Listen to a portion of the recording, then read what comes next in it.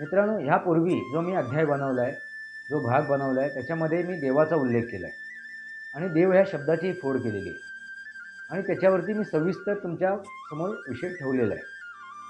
जी गोष्ट ईशा आहे, म्हणजे ही लोकात आहे, ह्या लोकात आहे, ह्या भौतिक जगात आहे, अशा गोष्टीचा आपण उल्लेख करतोय. मग ते समजून घेणं गरजेचं आहे. तरच जर आपल्याला समजलं तरच आपण ते प्राप्त करू शकतो. महत्त्वाची गोष्ट म्हणजे तुम्ही माझे व्हिडिओ पूर्ण पहा. जर अर्धवट ज्ञान तुम्ही प्राप्त केलं तर काय होईल? तुमचं नुकसान होईल. तर पूर्णपणे समजून घ्या मी काय सांगतोय, मी तुम्हाला काय संबोधतोय, काय वास्तव सांगतोय. एकतर आपल्याला ते पूर्ण प्राप्त करायचं आहे किंवा त्याच्यापासून आपण दूर राहायचं आहे. आपण निरक्षक राहिलो चालेल, पण साक्षर जर झालो तर 100% साक्षर झालो पाहिजे. ती गोष्ट जर तुम्हाला मिळवायची, अचीव करायची आहे, प्राप्त करायची, तर 100% मिळवायला पाहिजे. कारण जर तुम्ही अर्धवट ज्ञानी असाल तर आपला आत्मघात होऊ शकतो.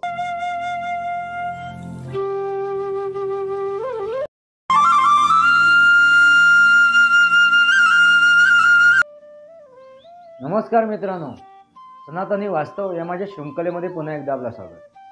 मी आपला मित्र राजेश वासंती सावाजी किवस्कर. मित्रांनो, ह्यापूर्वी जो मी अध्याय बनवला आहे, जो भाग बनवला आहे, त्याच्यामध्ये मी देवाचा उल्लेख केला आहे आणि देव ह्या शब्दाची फोड केलेली आहे आणि त्याच्यावरती मी सविस्तर तुमच्या समोर विषय ठेवलेला आहे. देव म्हणजे देणारा, दाता, प्रदान करणारा. आणि त्यासाठी मी तुम्हाला 5 देवांचा उल्लेखसुद्धा केलेला आहे. ते 5 देव कोणते होते? तर पंचमहाभूत. तो देणारे आहे, म्हणजे वायू काय करतोय? प्रदान करतोय, देतोय, दाता आहे तो. जल काय करते? तो देतोय, दाता आहे, देणारा आहे, प्रदान करणारा आहे. पृथ्वी काय करते? ती दाता आहे, देणारी आहे, जीवन देते आपल्याला ती. म्हणून आपण त्याला देव स्वरूप मानतो. त्या व्यतिरिक्त आपण एखाद्या पक्ष्याला, एखाद्या प्राण्याला, एखाद्या वनस्पतीला आपण देव स्वरूपात त्याचा उल्लेख करतो. म्हणजे तो देतो, त्या दाता आहे तो. या सृष्टीमधील जे काही सजीव आहेत, त्या सजीव तो आपल्याला फक्त देतो, प्रदान करतो. असा तो, ती वस्तू किंवा एखादी गोष्ट, एखादं स्वरूप. मग आपण डोंगराला, जे पहाड पर्वत, त्याला सुद्धा आपण देव म्हणून म्हणतो. नदीला सुद्धा आपण देव म्हणून संबोधतो. याचा अर्थ तुमच्या लक्षात आलाच असेल. देव या सांकेतिक स्वरूपात आपण जे काही फोटो बघतो, तस्वीर बघतो, मूर्त्या बघतो, ह्या ज्या गोष्टी आहेत त्या आपण एक रंगवलेल्या आहेत. आपण त्या आपल्याला समजून घेण्यासाठी, आपल्याला ते आवडलंय, भावलंय म्हणून ते आपल्याला पावते. जे भावते तेच पावते. ज्याची आवड असते तिथे त्याला सवड असते. जया मनी जैसा भाव तया तैसा अनुभव. त्यामुळे ह्या सगळ्या सांकेतिक स्वरूप आहेत जे आपण मांडतो, ठेवतो, नजरेसमोर आणतो. पण वास्तव तुमच्यासमोर मांडतोय मी. त्या देवाचा वास्तव तुमच्यासमोर ठेवलं आहे. पण आज आपण चर्चा करतोय म्हणजे परमेश्वराची. आणि ह्या परमेश्वराला आपल्याला कसं प्राप्त करायचं आहे, त्याचा सोपा मार्ग काय आहे, सहजगत्या आपण कसं त्याला प्राप्त करू शकतो, हे आपल्याला समजून घ्यायचं. मित्रांनो, पण तो सोपा मार्ग शोधायच्या अगोदर आपल्याला प्रस्तावना लक्षात घेणं गरजेचं आहे. त्याची पार्श्वभूमी लक्षात घेणं गरजेची आहे. त्याचं वास्तविक स्वरूप लक्षात घेणं गरजेचं आहे. तरच आपल्याला लक्षात येईल की आपल्याला तो सोपा मार्ग कसा अचीव करायचा आहे, प्राप्त करायचा आहे. मग त्यानुसारच आपण त्याच्यावरती चालू शकतो आणि आपण ते अचीव करू शकतो, प्राप्त करू शकतो. तर आता परमेश्वर, परम, ईश्वर. परम म्हणजे महान, असं ईश्वर. ईश म्हणजे ही लोकात जे नष्ट न होणारी गोष्ट. ईश्वर, शर्व, ईश्वर, श्वर म्हणजे जे नष्ट होत नाही, ही लोकात नष्ट न होणारी गोष्ट. असं परम जे आहे ते परमेश्वर. तसंच आपण ईश्वर म्हणतो, म्हणजे ही लोकात नष्ट न होणारी गोष्ट, ईश्वर. परमात्मा, परम असा आत्मा म्हणजे ती ऊर्जा. जे ब्रह्मांडी आहे तेच पिंडी आहे, जे पिंडी आहे तेच ब्रह्मांडी, म्हणजे त्या पंचमहाभूत. मित्रांनो, तीच गोष्ट म्हणजे परमेश्वर, तो ईश्वर, जे तुमच्यामध्ये आहे, माझ्यामध्ये आहे, प्रत्येक जीवामध्ये आहे. फक्त मनुष्य प्राणी सोडून इतर प्राण्यांमध्ये एक एक तत्व कमी होत जाते आणि तो शेवटी जो विषाणू राहतो त्याच्यामध्ये एकच तत्व असते.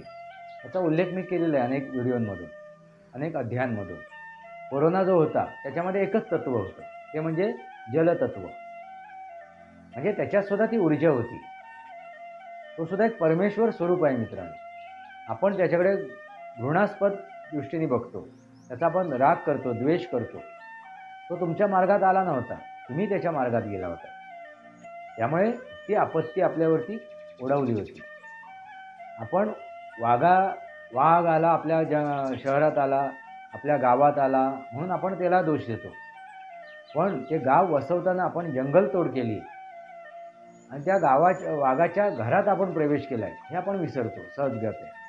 आणि दोषी कोणाला ठरवतो? ते त्या वाघाला ठरवतो, त्या हत्तीला ठरवतो, त्या प्राण्याला, त्या मुक्या जनावराला आपण ठरवतो. म्हणजे मनुष्य प्राण्या किती स्वार्थी आहे, मतलबी आहे हे समजून घ्या. आपल्याला ईश्वर परमेश्वर का प्राप्त होत नाही? कारण आपण स्वार्थी मतलबी झालेलो. मित्रांनो, आपण जी गोष्ट ईश आहे, म्हणजे ही लोकात आहे, ह्या लोकात आहे, ह्या भौतिक जगात आहे, अशा गोष्टीचा आपण उल्लेख करतोय. मग ते समजून घेणं गरजेचं आहे. तरच आपल्याला समजलं तरच आपण ते प्राप्त करू शकतो. आम्हाला ते समजलं उमजलं नाही तर आपण ते प्राप्त करू शकत नाही. तेच मी तुम्हाला समजावून सांगण्याचा प्रयत्न करतोय. आणि जेवढं ते सोपं आहे तेवढं ते कठीण सुद्धा आहे. मग त्यासाठी तुम्हाला एखाद्या जंगलात जाऊन बसायची आवश्यकता नाही, एकांताची सुद्धा आवश्यकता नाही. तुम्हाला हिमालयात जाऊन तपश्चर्या करायची सुद्धा आवश्यकता नाही आहे. त्या ठिकाणी तुम्ही ते प्राप्त करू शकता. पण त्यासाठी मग तुम्हाला त्या प्रकारे मेहनत घ्यावी लागेल, त्या प्रकारे आपलं योगदान द्यावं लागेल स्वतःसाठी. आता ती करायची इच्छासुद्धा तुमच्यात असायला पाहिजे.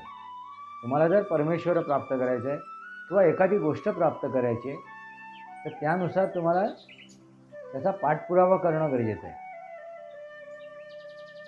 मित्रांनो, परमेश्वर ईश्वर हे तुम्हाला जे लक्षात आलंच असेल काय आहे ते.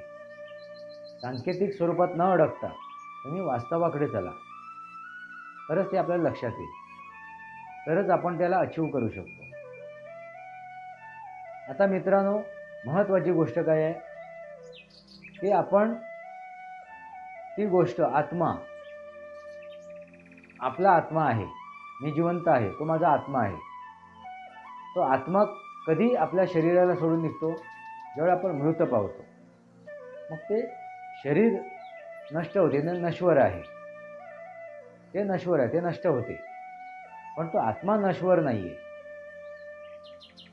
तो आत्मा हा नष्ट होत नाही. मग तो कुठे जातो? तर या पंचमहाभूतामध्ये तो विलीन होतो. म्हणजे ज्या पंचमहाभूत ब्रह्मांडामध्ये आहे त्याच्यातून तो अंश, म्हणजे जे ब्रह्मांडी ते पिंडी, पिंडामध्ये जे आहे तो अंश आहे त्याच्यातला, त्या ब्रह्मांडातील त्या ऊर्जेचा तो अंश आहे. म्हणून आपण म्हणतो जे ब्रह्मांडी ते पिंडी. परत तो काय होतो? त्याच्यात विलीन होतो. मग परत हा जन्म मरणाचा फेरा चालू होतो, ते चक्र चालू होते. मित्रांनो, मग आपण जर एखाद्या डोंगराला, एखाद्या नदीला, एखाद्या वृक्षाला, एखाद्या वनस्पतीला, एखाद्या प्राण्याला, एखाद्या पक्षीला, एखाद्या गोष्टीला आपण जर त्याला परमेश्वर समजत असतो तर तुम्ही म्हणाल तो प्राणी, ती झाड, ती वनस्पती नष्ट होते, मग ते अनंत कसं आहे? मित्रांनो, ते झाड नष्ट होते म्हणजे त्याचं ते शरीर नष्ट होते, तो प्राणी नष्ट होतो म्हणजे शरीर नष्ट होते. पण तो आत्मा जो असतो त्याचा, ती जी ऊर्जा असते, सजीव आहे म्हणजे ती ऊर्जा आहे, ती ऊर्जा परत ती विलीन होते, परत ती नव्याने परत जन्माला येते कुठल्या तरी एका शरीरामध्ये.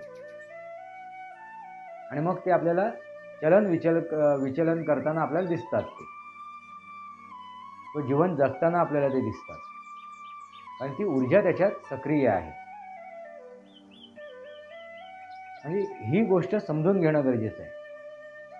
मित्रांनो, तुम्हाला मी पुढच्या भागात तो सोपा मार्ग सांगेन, पण त्या अगोदर महत्त्वाची गोष्ट म्हणजे तुम्ही माझे व्हिडिओ पूर्ण पहा. जर अर्धवट ज्ञान तुम्ही प्राप्त केलं तर काय होईल? तुमचं नुकसान होईल. तर पूर्णपणे समजून घ्या मी काय सांगतोय, मी तुम्हाला काय संबोधतोय, काय वास्तव सांगतोय.